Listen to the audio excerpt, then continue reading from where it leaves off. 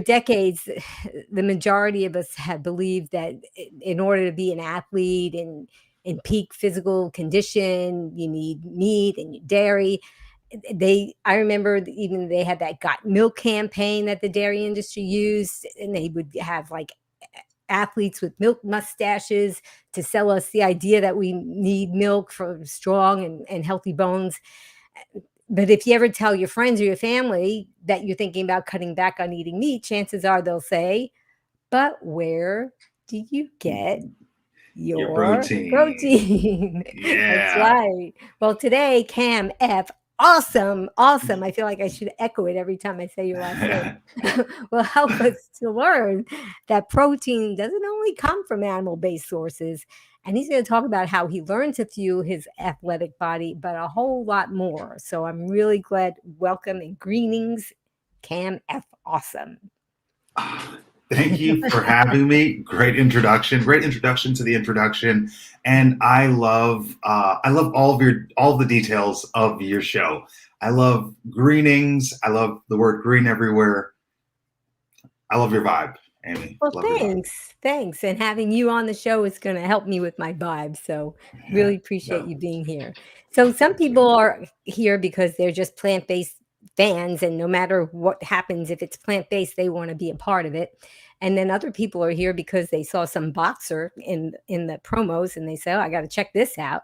So we've got people maybe from all over the board, maybe some people that never even heard of a plant-based diet, or if they did, they heard all the myths. And we're going to probably try to dispel some of those as well, which is what I would like to do now so that we can get started. So I'd like to try to start off with our game, which is called True or False. And we're not going to do all the questions now, but we'll start off with at least one. It's time for True or False on Be Green with Amy Live. Answer true or false to Amy's questions in the comments below, and Amy will ask our guest for the expert answer. Okay, so our first true or false question is, plant-based diets mean feeling hungry all the time. So what do you say to that, Cam? That is false. That is false. All right. So you don't feel hungry all the time, but I would think that you would feel hungry all the time since you're an athlete. No. And actually, I don't understand why everyone would think you are hungry all the time. But I guess now I've been vegan for 10 years now, so I can understand. My brain knows everything now. But I did have these misconceptions, and I also thought you needed meat, and I thought you were going to be frail if you were vegan, and that's before I was actually exposed to so many vegan athletes, or becoming a vegan athlete myself. Right, absolutely. So you were an athlete prior to being vegan. So why don't you kind of tell us how that all started? Oh, so back in high school. So actually, growing up, I've always had an unhealthy relationship with food. I would use food to cope, whether I was happy, whether I was sad, whether I was excited, whatever. I would eat a lot, and I could never get my weight under control. And I was very insecure in high school, and was battling with my weight and insecurities, and prom coming up and wanting a date. So I couldn't make any teams because I was unathletic. So I joined a boxing gym. And since you don't have to make the team, I automatically got to participate. And I joined just to lose weight. And I actually became a very successful boxer. Within 2 years, I won my first national championship. I was the number one boxer in the country for about 4 years. And I was able to do all these great things, but I still wasn't able to get my weight under control. And that's when I learned you literally, and I'll say this as an Olympic level athlete, you can't outwork a bad diet. I tried at the highest level. I'm glad you said that, because so many people out there they're going to do a workout for maybe 20 minutes or maybe they're going to take a walk and walk it off. And so most of us normal people that aren't athletes have never gone to the level that you have to try to burn it off. Yeah. Oh, and I wasn't able to do it. I wasn't Right. able to do it. But then in 2012, I was actually going through a very sad time in my life, and I was very overweight, and I was drinking a lot, and I lost a bet to. I was doing boxing fitness training, and I was training this client. He was like 45 years old, and he was very overweight. He was about 250. And he reached out to me online and said he wanted to have his first boxing match. And I'm like, bro, you're 45. And when he shows up, not only is he like pretty overweight, he was in a knee brace. He literally had a knee brace on. And I was like, it's like this, but I'm here for it. And he would come in every week and work out with me, and every week he would get smaller and smaller and smaller. And I was like, what do you do outside of me, like when you're not training with me? And he's like, oh, I follow this plant-based diet, and him and his wife are these vegans. Long story short, I lost a bet to this couple and had to be vegan for 28 days. Whoa. I had to do the Engine 2 28-day challenge. Was that a setup? How did they, what was their side of the bet? I don't even remember. It was just so and it was one of those bets where it was Manny Pacquiao versus Timothy Bradley, and Manny Pacquiao was supposed to win. It wasn't even supposed. It was like a silly bet, and there was no way I was supposed to lose, but I lost. But since I'm a man of my word, I did the 28-day challenge. So that was no meat, no eggs, no dairy, no cheese, no oil, no added sugar, no added salt.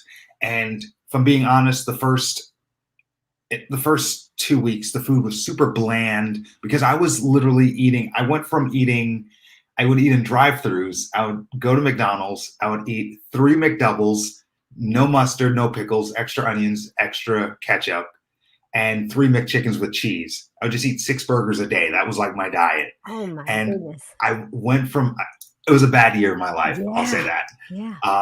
And I went from eating that to the next morning, cold tofurkey, eating a plant-based diet. And the food was super bland. And it was basically my body was going through withdrawals. Yes. And I also, the diet also entails sobriety, so I couldn't drink either. Oh so my goodness! Just I was to give living up that, and then oh my goodness, that was, everything at once. But I'm a man of my word. If I lose a bet, I follow through. I never bet money. I always bet things, whether it's push-ups or just. I do that with my husband all the time, but that's another show. Love it. I love it. So the first thing Amy Mackey of Engine 2, that's who it was. This guy's wife was Amy Mackey, and still is. And I lost the bet. The boxing match was Saturday night. They showed up to my house Sunday morning to cash in on their bet. And they had garbage bags, and they took all of the food out of my apartment that wasn't vegan and brought it to my friend's house. And then she took me grocery shopping, and she taught me how to grocery shop, which, Amy, that might seem like a normal concept for you, but for me at the time, my mind, I was like, what do you mean teach me how to grocery shop? So we go to the first store, we went to Whole Foods. She's like, first thing she said was, we shop on the perimeter of the store. There's no real need to go down the aisles. That's where all the junk is. So we did that, and we got all the items, the specialty items that you get from the health store. And then we went to our Walmarts or whatever to get the kind of cheaper items. And we went back to my place, and she taught me how to cook. Because we tell people, turn vegan, become vegan, cook, use these spices. Thing is, I know how to cut and stuff, but I didn't know how to cut onions, and I didn't know how to cook. Right. You just got your car. That's how you cooked. Yeah.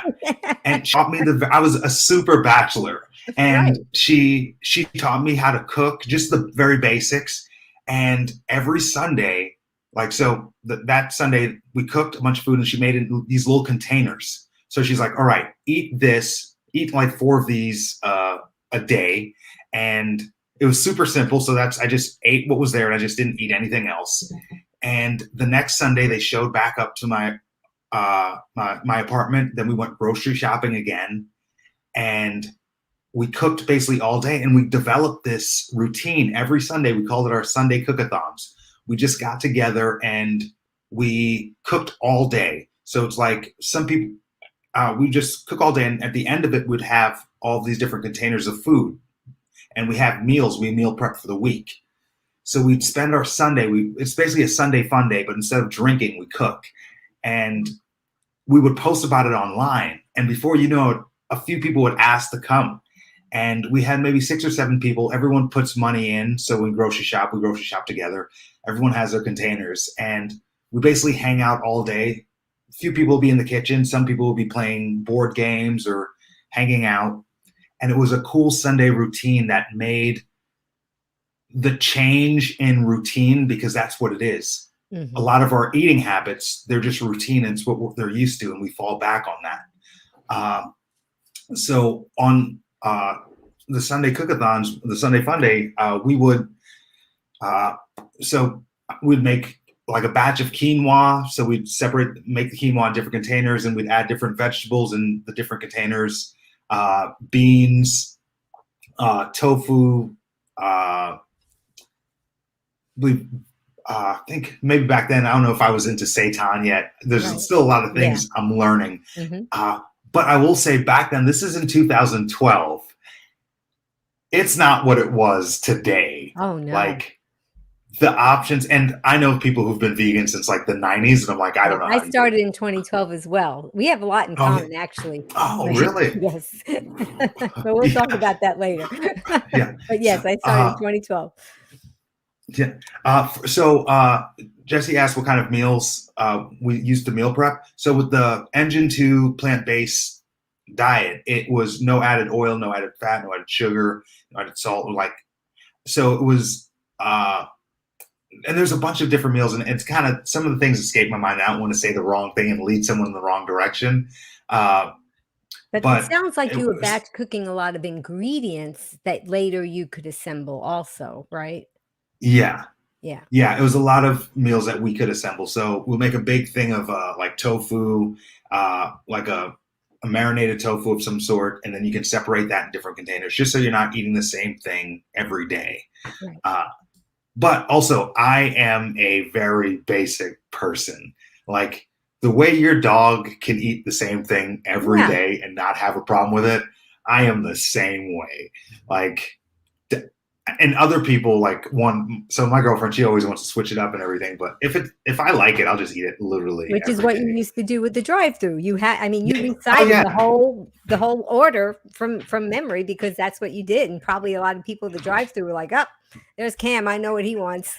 Yeah, they knew me by order. You like the same thing pretty much consistently, which is fine. But I realize that not a lot of people are like me. And the thing is, there's an overwhelming amount of options in stores. Like, go to the weird, and I do that quote, the weird. And I love the word weird because, like, Amy, I'm sure to most people you're weird, and I love that about you. And I'm weird, and I love the weirdness of people, because the weirdness, that's the actual authentic them.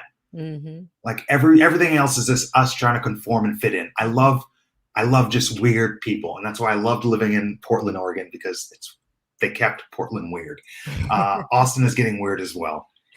But well, they had Twilight too, so. Oh yeah. That was a win for the Northwest. Yeah. So you were looking at some weird foods. Yeah. Oh yeah. So when you go to the grocery store, just go to the weird grocery stores or the health store that you don't normally go to, and you'll see just take a second to be conscious of all of the different colors you see in the area, and walk up and down the aisles, and maybe choose a fruit or vegetable that you've never seen before. And I'm sure there are fruits and vegetables in there that you may not even know how to pronounce. Gets true. buy it, and make something with it. Because becoming vegan, like when you're vegan, you don't limit that much. When it comes to meat, Americans only really eat 4 animals. So you limit those 4 things.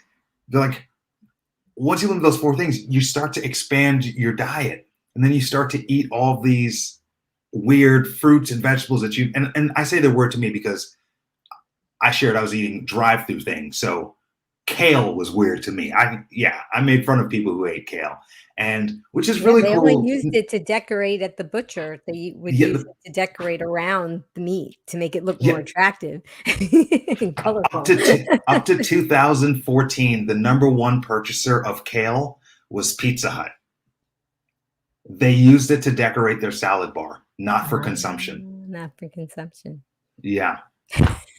That's how little we Which shows that they had a lot of research to show that we as humans, we like to see colorful things. We're primitively attracted to color, not to just red or gray or brown. Yeah.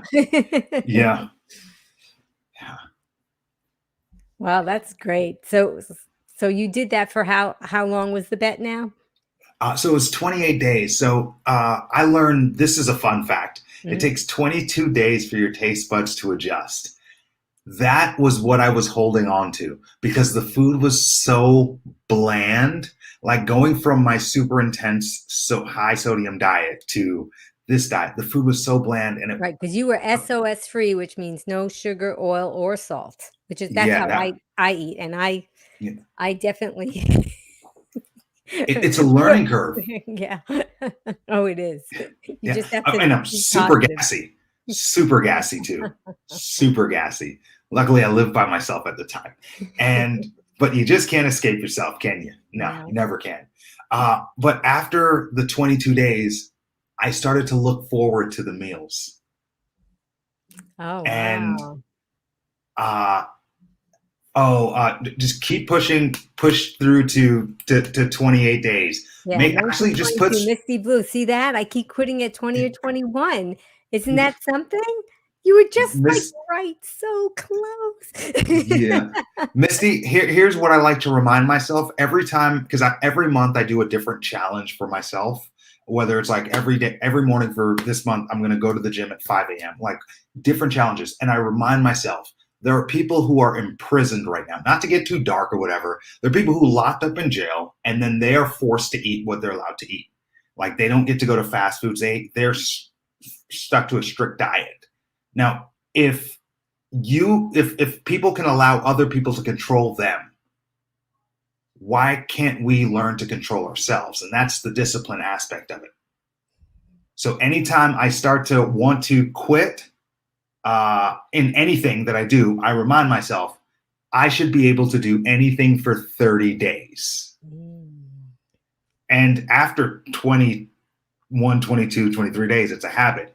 I go 90 days in my head to when I want to really latch onto something. And I forget, now that I've been doing it for this long, I forget that I'm vegan. Like I don't even think I'm vegan. Right. Other people eat meat and dairy. They're carnivores, and then I'm just normal. Exactly. Yeah, that's how I feel too. And you're right. Habits. Misty, are there influences around you? Because I know it was a lot easier for me when I lived by myself, because anything in the house was automatically vegan. I didn't have any temptations. I didn't have to look at a label. Maybe she'll answer and see. Yeah. But sometimes the influences of other people can be tricky also. And when you're trying to socialize maybe, or just that, like you said, you give up. And I mean, you're an athlete and you've done so many incredible things. So you've learned how you sometimes you just have to stick with something to make it a habit and to make it a routine. No. Oh, Misty said, my own fault. Well, I love that, Misty. I love that, Misty. I'm all about honest self-assessments. It's the only way you can grow. Every time I do something I kind of mess up, I love that I appreciate that, Misty. Right, because so many people will try to blame it on something or someone else. Yeah, And she just came right up and yeah, said, "Nope, it was me," which is good yeah, because once you recognize it, then you know, yeah, okay, I got in my way. I can yeah. control me. I can control the Emotional other eating. Yeah, things. yeah. Oh, here's something, Missy. I don't know if this will be helpful for you, but I realize I'm good with limitations. So after the 28 days, so funny. Like I started to look forward to the meals day 23, day 24, and I started to get nervous around day 27 because I was like, oh, it's almost over. Mm, Like I was like, and I was starting to feel good. And granted, I was sharing that this was not a good time in my life. It was a very bad year for me. I was very depressed at the time, and I was eating a lot and drinking a lot. And I gained about 60 pounds. And in the 28 days, I had lost 32 pounds. And I started to like see hopes of a six pack again. oh, So I was yeah. like, out of vanity, not for animals, not for my health, not for the environment, for vanity reasons, I decided I'm gonna keep going because I never saw my body look like this. And You were the more shape shifting. I was shape shifting, yes. And I was like, I want to see, like, I was brushing my teeth and I would see a muscle in my shoulder I've never seen before. And I'm like, because I was getting down to a body fat I had never gotten down. Even as an athlete, I hadn't gotten down before. But I was still sometimes, because when I started traveling, I started to eat. Now there's all these different vegan foods, and I was emceeing Veg Fest pretty much almost every weekend around the country somewhere. And the cool thing about these vegan festivals is there's all these different cool vegan junk foods to try to get people to become vegan. And these vendors bring me up these beautiful vegan burgers and these vegan hot dogs and these vegan junk food for me to try their food and announce that they're vendors. And I would just get all this free food and I would eat it and I would gain a lot of weight. So I had to recheck myself because there's too many vegan options. And I'm a man that I need limitations because I don't have, that's the reason why I'm sober. I don't allow myself to drink. I don't have You're don't all have or it. nothing. Are you all or nothing, Cam? I'm all or nothing. I'm all or nothing. Yeah. Which can So be good, but it can be really bad. it's, but I like it. I wouldn't change it. I wouldn't change it. Right. So what I decided to do was a lot of people were talking about intermittent fasting, and what I saw intermittent fasting is, and you can do the science behind it. And the thing is, I don't do any research or anything. I'm just telling you how my body felt.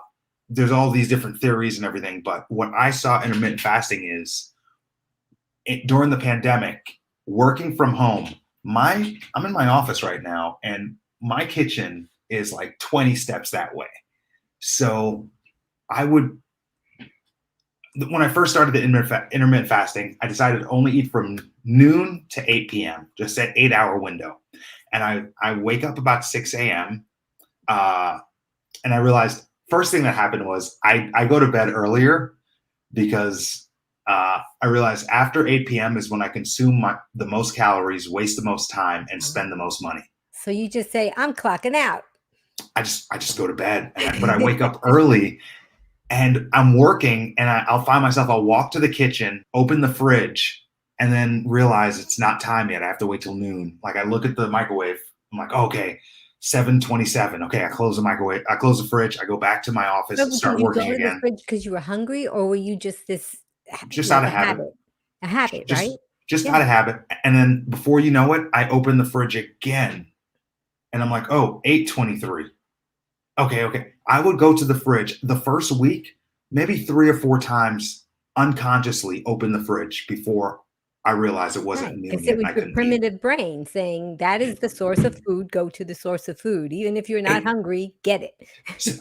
And I know there's someone who can relate to this, and I don't want to sound like a crazy person, but if you've ever been holding your phone and you close out of Facebook or social media, and you're like, no, I'm not wasting any more time. And you close out of social media, you close your phone, and before you realize it, you're back on social media less than 30 seconds later. Mm-hmm. It's that unconscious habit. And at the beginning, I couldn't wait until noon to eat. I just couldn't wait till noon. And right at noon, I would eat. At just 11:59, I'm just like, couldn't wait. And then after the first 3 weeks, I would look up. I'm like, oh, it's 1:23. I forgot to eat. And then I got in the habit of doing something else instead of eating. And that has been, and I did intermittent fasting for about 6 months. And it was the greatest thing I could have done to reset my habits, Mm.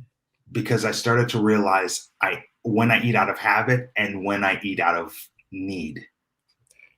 Exactly. You're right. And we do so many things out of habit. Some of them are good and some of them are not. And like you said, if you can get yourself in this way, in this mindset for whatever positive things you want to do, like you became a boxer, athlete, or you change your diet or you quit drinking, if you can just stick with it for a certain period of time, then you develop new habits. Yeah, and it's being able to check yourself to figure out. And the thing is, you don't know what your habits are because they're so stuck to you. And the only way you can expect change is if you change something. Ooh, that's a good one. I like that. So there's a lot, like, and the bigger the change that you're willing to endure, the bigger the change in outcome you will see. So if you decide to take baby steps, you'll see progress of baby steps. But if you decide to go a little bit harder, you'll see better progress. Of course, with health conscious, but so I want to start stretching, for an example, right? I want to start stretching because I want to be more flexible. I'm not flexible at all. So I decided if I were to stretch for 10 minutes a day, I will see this much progress in a month.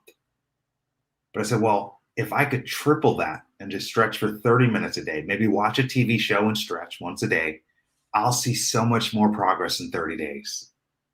I said, well, if I listen to a 2-hour podcast and stretch the entire time while I read, I'll see so much more progress. So the more time you're willing to invest into something, the more of an outcome you will see. The problem is, the way that America is set up with the FDA and so much money that's involved, there's so much marketing involved in tricking people into thinking the unhealthy is actually healthy. Yeah. At its most basic form, if you can't look at something and guess where it was originally derived from, it's too processed and you should probably not eat it. Yeah. And that's just basic. And the thing is, I'm not a doctor. I'm just sharing things I've learned from how my body feels. Yeah, and I think that's a good point, that how your body feels, you probably weren't in touch with your body in the same way back then before you started this lifestyle that you are in now, right? No, that was Amy, that was the most amazing thing I learned about my body is after those 28 days, I kept it pretty strict for about 8-9 months of like no added salt. No, I just ate my meals. And after 2 months, if I needed carbs, I knew if my body needed carbs. I knew if my body needed sugar. I knew if my body needed fat. I knew if my body needed. I was so in tune with my body, and I've lost it. If I'm being honest. Yeah, I'm not working out at that level anymore, so I'm not training at that level. You stopped competing, so it's not your Yeah, full. It was your full-time job, right? yeah. Basically. But what that taught me is, even if we're not using it at its maximum capacity, our bodies are machines. Yes. And the better the fuel we put in our machines, the better they're going to be. Absolutely. And you learned a lot, and you could always ramp it back up again if you needed to, but you're still there. You just have done different things, and life happens too. But Yeah. I'm really glad that you're sharing these experiences, because I mean, some people might say, well, you're special. You're a different Cam. You're an athlete. You get into the ring with people. you know, and you're just doing things that a lot of people couldn't do. So that you're special. That's not me. I couldn't do this. Oh no, you can. Right? Hey, Amy, let me tell you, let me tell you why you could do this. Henry Ford, whether you think you can or you think you can't, you're Mhm. right. That's I right. believe that we are all the creators of our own universe, and I think when people say I can't be vegan, I agree with them. Not with that attitude. Mm. If you say I can't be a fighter, well, Amy, I agree with you. Not with that attitude. Now, I didn't say you were going to be a great fighter, Amy. Hmm. Amy, you might be 0 wins and 100 losses, but you are a fighter. Yes. So I do believe you can do it. Now, would it be responsible or a mature thing to do? Probably not. Probably not. But you could. Yeah. But I could train like a fighter anyway. Yeah, you can. You have the right diet for it, Yes, or I do. lifestyle, not even a Right. diet. Absolutely. Well, that's so awesome that you're talking about all these things. And I have another true or false question for everybody because I wanted to show this one. So guys, ready? Just type in true or false in the comments, and you can Cam's going to answer it. Okay. So this is the true or false question. This is going to just take us a little bit off topic, but I want to make sure I got it in. True or false? Cam likes to box while wearing a pink skirt. So you guys guess true or false? Okay, Cam, you want to tell us? Did they guess? Well, they might not be doing it in real No. time yet, so just go ahead and say it. It is true. It is true. Say I heart boobs. So back in 2008, 2009, someone in my life was affected by breast cancer, and she was the director of the recreational center for where the boxing gym was that I went to. So I would always wear pink in support of her as she was going through her battle, and yeah, so I always kept it going because I like to show support.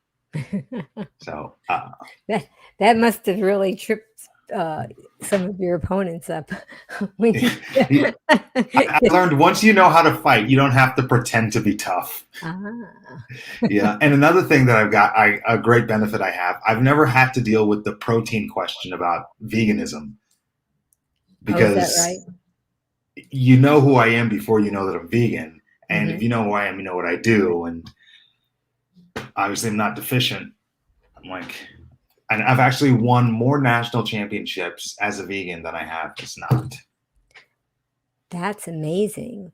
But you were still, I mean, what class? I'm acting like I know a lot about boxing. I don't. What weight class were you in Uh, before, and were you in the same weight class after? uh, I was at super heavyweight, which means anything over 201 pounds. So I was, when I first became vegan, I lost that bet. I was 277. And after becoming vegan, I dropped down to, I got down, 191 was the lowest I got down to. Decided to get shredded for a photo shoot. I was like, if I'm down here, Yeah, I'm gonna let's take some do proof while I'm here. it. Some of that's not sustainable. But I ended up changing weight classes, and I dropped down weight classes. And the cool thing is, I was worried because most athletes, and no one wants to talk about this because athletes never want to talk about when they're no longer athletes because being athletes so near and dear to us. But a lot of us gain significant weight after we retire. That's And a right. lot of us face depression because we had this attention and people admired us, and then eventually you grow irrelevant very quickly Mhm. from athlete to not. So I was worried about how I would fare in my transition, and I'm so glad I have such a positive diet and lifestyle to support my transition from being an athlete into the professional world. So Yeah, it's been great to have the plant-based diet with me. oh, yeah. That's just so strange how life kind of throws things at us. So I mean, for athletes, there's so many things that there's like research that shows that a plant-based diet maybe can offer like greater recovery time, cell oxidation, injury prevention, or help you sleep better, or allow you to train more effectively. Did you find any or other things? What was your experience? So I, and the thing is, like, from being completely honest, and I always want to be completely transparent because I want to share my full experience with everything. Uh, before I became vegan, I was like 21, 22 years old. I don't know if most of you were 21 and 22 years old at some point, but you can basically go out drinking all night, wake up and go to work at 6 a.m. like nothing happened. You're basically invincible. So it's hard to compare. Like, I was invincible when I was 21. So, yeah, it's kind of hard to say, like, I was in the prime of my life before I turned vegan. Mm-hmm. So turning vegan, I was just better, but it was nothing to compare. It was bad before. Mm-hmm. During my depression and everything, of course, that the weight gain and the diet I was eating during that time was not healthy. But I would say the recovery, like knowing the recovery time, I couldn't really tell a difference when I was 21. But I will say when I was 28, yeah, you start to tell the difference, because maybe these things aren't as important when you're 21, but as you get older, and as I say that as someone who's only 33 right now, as you get older, you have that same machine you had with you when you were first born. So have you been doing your oil changes? Have you been doing maintenance? Have you been doing brake checks? Have you been getting your screenings? Like, what kind of fuel are you putting into your machine? Because the reason why I said I changed the way I work out and I train is because before I was doing for intensity. I wanted to take people's head off. I wanted to kill people. Now I want longevity. I want to be able to go for a run when I'm 70. I want to be able to play catch with my great grandchild. And I don't even have a kid yet. So I plan on living a very long time, and I plan on living so healthy. And what I'm doing is I'm investing that time in myself. I know people who are so into Bitcoin, and I know, like, they don't have any money out of it. They're just really into it. Mm-hmm. And they're very into stocks, and they're very into trading, or they're very into watching a particular sport. Time into entertainment, but they can't invest time into themselves. And I think it's important to have a balance. That's true, because I mean, you can make all these investments, but if you're not around to reap the rewards, then there's no point. And even if you do get those monetary rewards, that's not going to buy you out of bad health situations for the most part. So that's very true. I've met people who put thousands of dollars to restore like an old car, a car from the 70s, but then would say eating healthy is too expensive. So they'll put money into another machine, but not their own. Yeah, absolutely. We have to change the way we think. And I thought the same way. I'm saying this now as if I've always thought this way. I definitely didn't always think this way. I had to change the way I was thinking. And if I'm being honest, it was kind of weird in the very beginning, because first of all, I felt like everyone knew more than me. And I was afraid to say anything because I didn't want to say the wrong thing, and I didn't want to offend a vegan person. I didn't want to, like, I remember I was at Farm Sanctuary in Watkins Glen, New York. I was honored to MC their 3-day hoedown. And, you know, I'm MCing the event. This is my first I've been vegan for maybe about a year at this point. And I say, okay, guys, before I bring our next speaker to the stage, I want to go ahead and make an announcement and kill 2 birds with 1 stone. Oh. And so I didn't know what I said, but I felt the room gasp. And I felt like, I was like, did I curse? And I'm like, and I couldn't think of because I was like, no, I didn't curse, and I couldn't put it together. And so from that moment, I was afraid of saying the wrong things at the wrong places. I didn't want to offend anyone. So then you become overly paranoid, and it's so easy to say, you know what, this is too much work. I'm done. Because it's difficult for people who aren't already vegan. If you're already vegan, like whatever, you're doing what we already want. We're not talking to you. Like, but the other people, it's difficult you have to remember when you were first vegan. So I do try to always speak to the person because I was so grateful that Amy Mackey took the time out to teach me how to eat, to teach me how to grocery shop, to teach me how to cut onions and do different things like that. And not everyone knows those basic things. Some of us have the curse of knowledge. Yes, that's true. A lot of us are not in touch with our kitchens, and because of all the convenience foods, the fast foods, which is not just the fast food restaurant, the fast foods, which is anything you get in the grocery store in a box or a crinkly package that doesn't take very long to prepare, and you don't have to add anything to it. It gets us out. I remember I have adult kids. And when one of my daughters first went to college and she was in the dorm life with the microwave, and somebody said, "Hey, do you want to eat with me?" And she said, "Sure." And she said, go in our little dorm refrigerator freezer and pull out a couple of Hot Pockets. And so she did. And this was before we were plant-based. She didn't know what to do with it, because I had never prepared those kinds of things. We still weren't plant-based or anything, but she didn't know what to do, how to prepare it. But now these, a lot of the kids are there, their parents are working, and this is what they're eating all the time, and they don't know anything else. So it's an education. But once you do it, like you said, you keep going, and it becomes a habit, and then it just kind of feels normal. And then when you do get exposed to the people that haven't adopted the lifestyle because you've been immersed in it so long, they almost seem weird to you, like the vegans used to be. Yeah, you're the weird one now. Oh, and that's what you need to do after you become vegan. And who was it that said it was Misty? You said you quit at about day 21. Yeah. When you get to day 21, find someone and get them started. Oh, I like that. Because what that would do is it holds you accountable. If you're making them do it, you have to make sure they get to their 28 days. So make sure that you invest at least a couple weeks in and get someone else to start. And you can't quit if they're still going because you made them do it.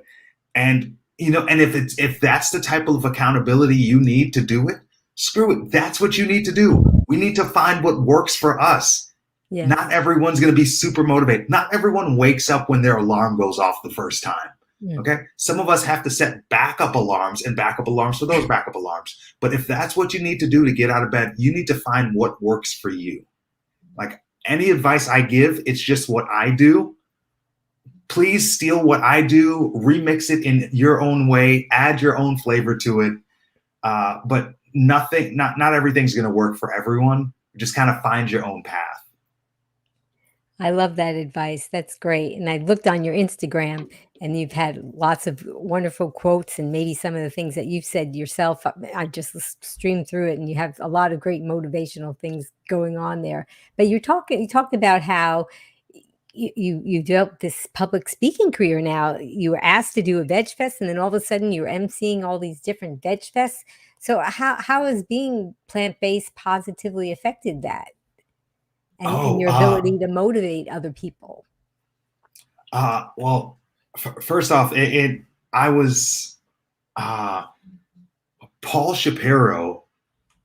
I think he introduced me to Gene Bauer of Watkins Glen of Farm Sanctuary, and that was the second event I've ever done. I was able to do the Kansas City Veg Fest, then I got recommended to that one, and that really kind of got me on the circuit. And I was able to do these Veg Fests in different states, and it was cool because every weekend I got to literally just announce these like exclusive vegan people who are writing these like books, and I'm just announcing them. And I just have to sit there and listen to what they're saying. So I didn't realize how much I was learning by just sitting at work. Just sitting on stage eating vegan food. And I've learned so much information, and I've learned so much about other speakers. I've learned and not even on a vegan side of it, I've learned what speakers do. I learned how their tics. I learned certain things. I love how speakers use certain mannerisms, or when speakers use certain pauses to invoke power. Like, these are different things I was able to pick up from these experienced speakers by announcing so many people on stage. So that's just one of the aspects of the way being a part of the Veg Fest has improved me as a person, even outside of the vegan world. Another one is vegan contacts. It's the reason why people, it's like a fraternity almost. It's weird. When you see a vegan person, or you see someone with a vegan bumper sticker, you make eye contact. You're like, yeah, like, I see you. And the thing is, there's always these bias in the world. If I know, if I have to hire a dog sitter, right? And I have two people, they're charging the same, and one is vegan. Which one do you think I'm going to choose? Okay. So what I'm saying is, there's also other benefits to being vegan, because there's a little network in there as well. So I've met a lot of great people in the vegan world. And the cool thing about conscious people, and I'm not just saying about vegan people, I mean conscious people. Conscious people are the people who go out of their way to think. As simple as that seems, a lot of people don't go out of their way to think. They act out of habit. And when you find conscious people, a lot of them think and then they become vegan. But a lot of these conscious people are good people because they've taken time to think. And they think about how other people would feel. And if you want to surround yourself with someone, why wouldn't you want to surround yourself with someone who cares? So being a part of the vegan community for me was very powerful in the fact of having good people around me. Granted, not all vegan people are good people, but not all of anyone is good people. Yeah, that's true. That's very true. And to do something like to have a plant-based lifestyle, it takes a certain something inside of people. And I think that we all have it. And some of us know that we have it from the very beginning, but others of us have to kind of reach down deep inside and find it. But I really do think we all have it. And then once we get focused in that area, it almost seems to kind of go and leak into the other aspects of our life. When now you just start seeing, like I was like, oh, I have collarbones. I didn't know I had collarbones. And then Remember when I said I was brushing my teeth and I saw muscle? That's exactly, we all experience the same thing. We're all the same person. Yeah. We are all the same person. We're going through slightly different things, but we're all going through something. And we're all the same people with the same temptations and the same urges, but we have different ways of coping.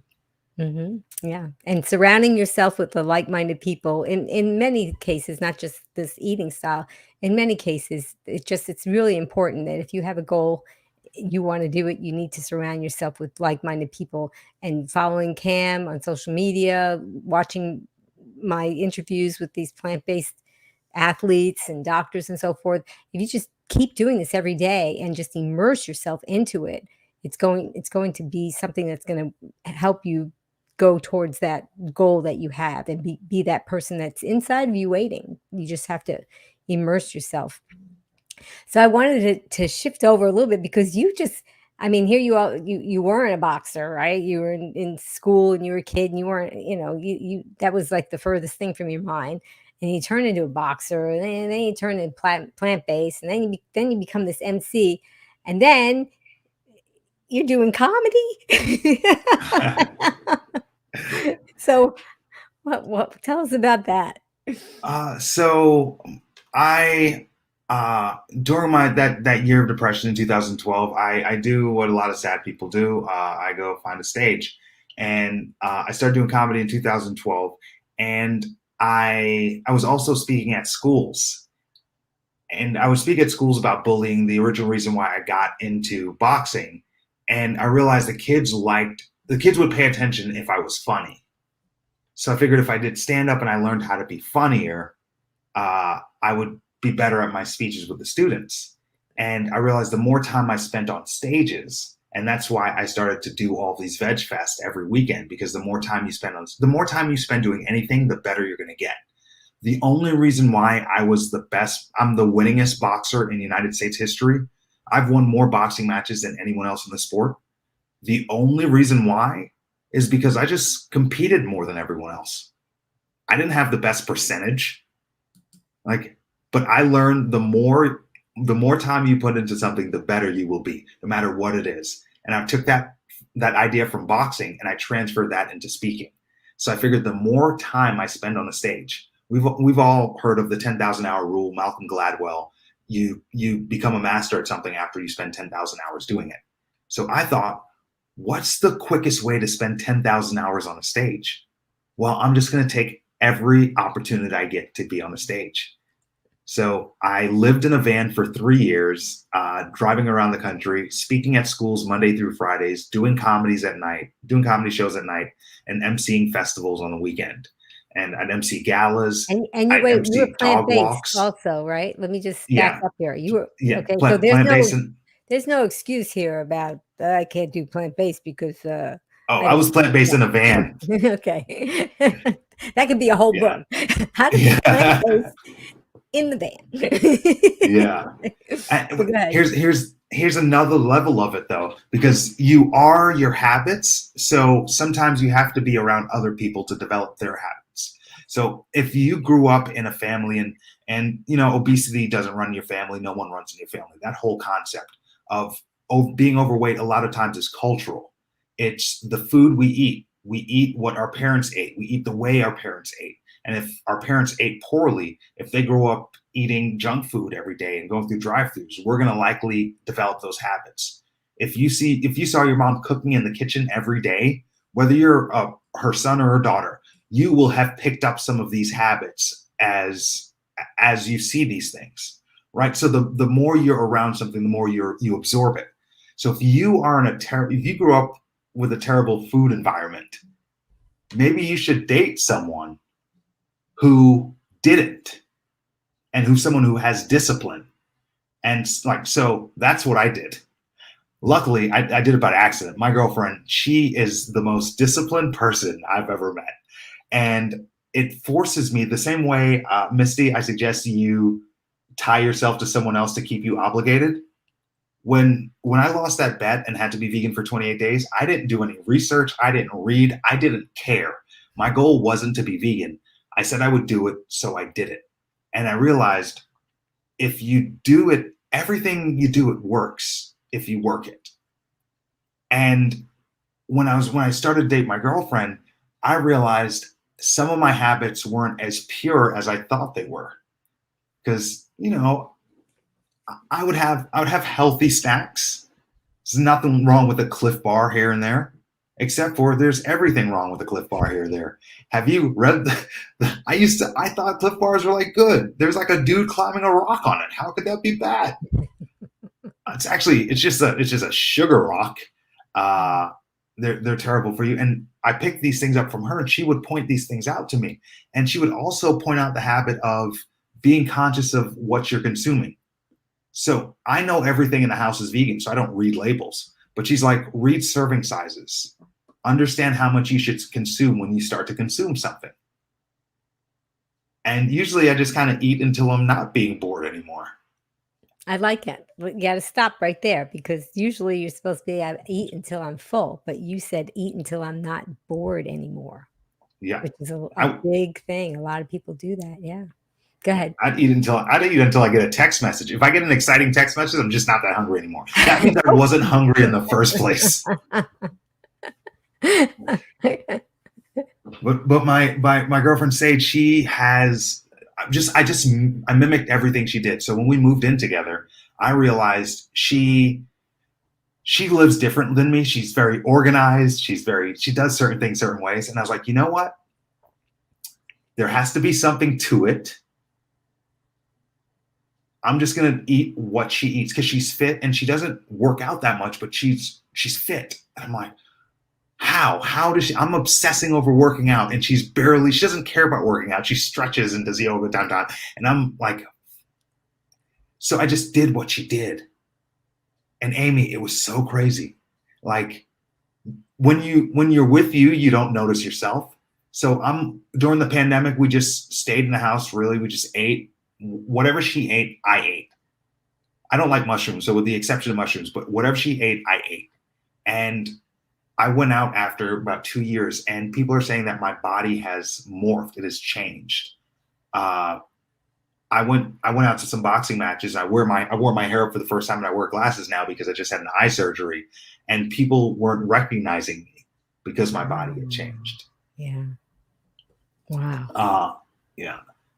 Jessie, one of her favorite snacks is literally we put the air fryer. First of all, I love an air fryer, and I put chickpeas in the air fryer just to eat. It's just like chips almost, and I'll put whatever seasoning I get. Sometimes you have these Trader Joe seasonings; they have cool ones, and you fall in love with one, then they discontinue it. But yeah, just eating chickpeas out of the air fryer. I think that you want to know about Sage because she said, "What are some of her favorite snacks?" Oh yeah, that's her favorite snacks. That's not. Okay, okay. Oh, yeah. Oh, I eat what she eats. I don't even have an opinion anymore. I don't want an opinion.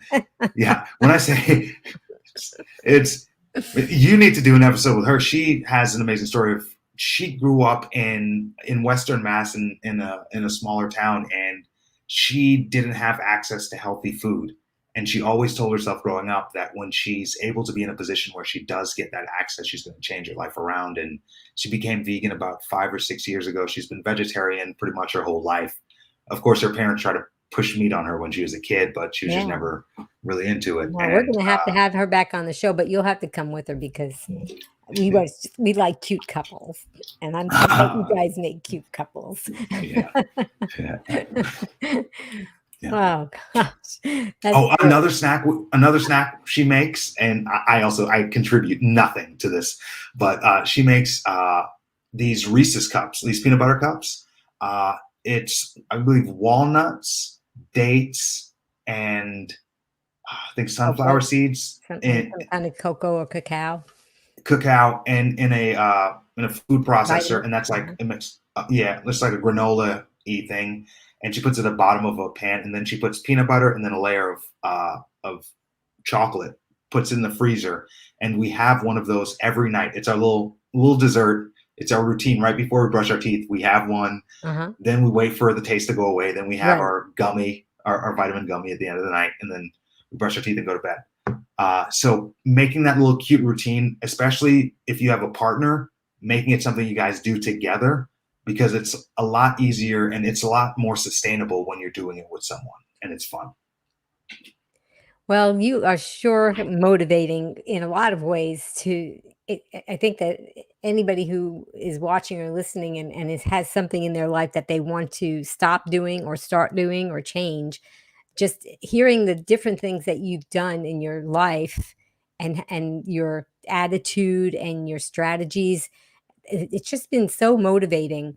And I'm really hoping that this is going to be the first day for somebody, or even if they're going to try it again, like Misty, let's do it, start again, because you just try again. What would be your piece of advice that you would give to someone who wanted to go plant-based? First of all, for especially like Misty, and for becoming vegan or any aspect in life, if you can fail without being discouraged, success becomes inevitable. So if you fail 1,000 times, you'll be successful 1,001st. Michael Jordan's marquee moment in his career is Game 6. For Michael Jordan to have had that moment in Game 6, he had to lose 2 games in that series. When you become successful, no one asks you how many times did it take for you to get there. So, Misty, maybe next time. And on your plant-based journey, my advice would be progress over perfection. It's not going to happen overnight. Granted, I lost a bet and it literally happened overnight, but it doesn't have to. Baby steps. And if you can do it with other people and make it a community, especially the people you live with, it makes it a little more sustainable. Yes, absolutely. Community is so important. And the people that are watching and listening here, a lot of them are commenting and saying hello to each other and kind of being uplifting and encouraging each other. So have our little community here as well. And I do encourage you, because some people can't be out in the public at this time, or they just don't have access in their neighborhoods. But you can do this online. You can find communities online as well, and just surround yourself with positive people and people that are trying to do what you're doing, whether it's adopting this lifestyle or the other areas in your life that you want to change or improve. Thank you so much, Cam, for joining us today. I like to have a lot of fun, and I was really pumped. My husband, Rick, he said, "You're really excited to have Cam on," because I kept talking about you. And you would think, I've interviewed some really wonderful plant-based doctors, and I did get excited about them, but I was so excited about having you on, because Thank you. I just knew that you were going to just bring light and positivity, and that's what I'm all about, trying to find that as much as possible in my life. So it was so nice to have you on. You were just so encouraging, and you had so much to share as far as your tips and your stories. Thank you so much, Cam. Thank you so much for having me, Amy. I had a great time, and thank you for everybody in in the comment box. If anyone's looking for me, you can find me at CamFAwesome. Yeah, thank you. Yeah, Cam F Awesome. That's not hard to remember, and it's all the different social media. It's all the same, so that just makes it a lot easier to find you, and you're going to still be helping out people wherever you go and encouraging people. And I can't wait to see what happens next for you as far as what you're going to be. I see a book in your future. I just do. And Jessie T said that she thought that the van, What I Eat in a Van book sounded really good. Yeah. So everybody that's watching and listening, tell us what you're going to remember. What is your takeaway? And please stay tuned for a special announcement. I do want to thank Just Has Voice. She did the voiceover, the promos, and if you didn't get to see the introduction, you're going to have to start from the beginning, because this one was especially awesome. And Just Has Voice, please tell us who's coming up next. Maya Acosta will be making hearts of palm ceviche. Maya has been plant-based since 2017 and hosts the podcast Healthy Lifestyle Solutions. Join us for a live Q&A on Friday, May 6th, 3 p.m. Eastern, noon Pacific, on Be Green with Amy Live. Well, I do want to especially thank all the Green Warriors that are watching and listening, because you're liking and subscribing and sharing, and you're helping us to get the word out about this lifestyle to the universe, because we want to spread all this good health and positivity around. And if you want to join me and Cam, because I'm going to be doing my tagline with him, and you can type it in the comments, which is the Be Strong, Be Well, and Be Green. Are you ready, Cam? Oh, yeah. All right. Well, until I see you guys again, remember, be strong, be well, and be green. Bye-bye, everyone. Now you can listen to Be Green with Amy expert interviews wherever you go. Listen while walking, meal prepping, or traveling. Find Be Green with Amy on Apple, Google, Alexa, Amazon, or virtually anywhere you find podcasts. Be strong, be well, and be green with Be Green with Amy.